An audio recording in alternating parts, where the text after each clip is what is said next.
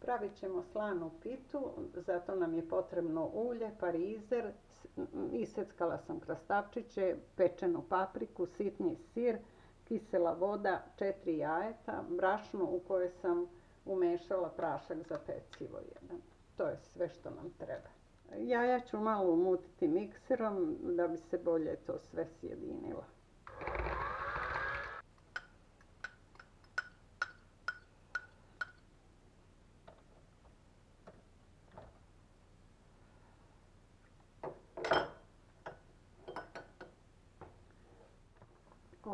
Sir ćemo sada malo sa mikserom zato što nije baš onako sitan, pa malo da ga usitnimo, a ovo drugo ćemo izmešati kasnije.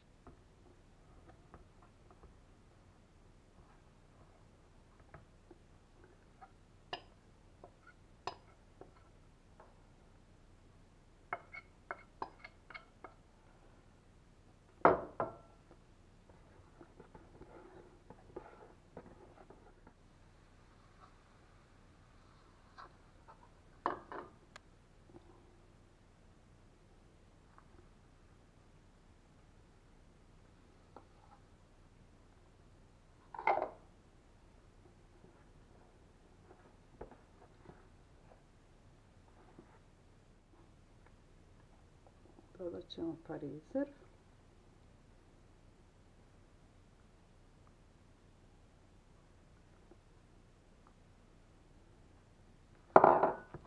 Pečenu papriku iseckanu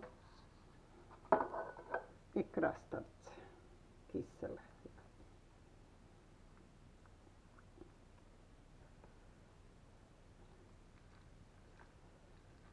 Sada ćemo to isipati u tepsiju i staviti u vruću renu da se peče.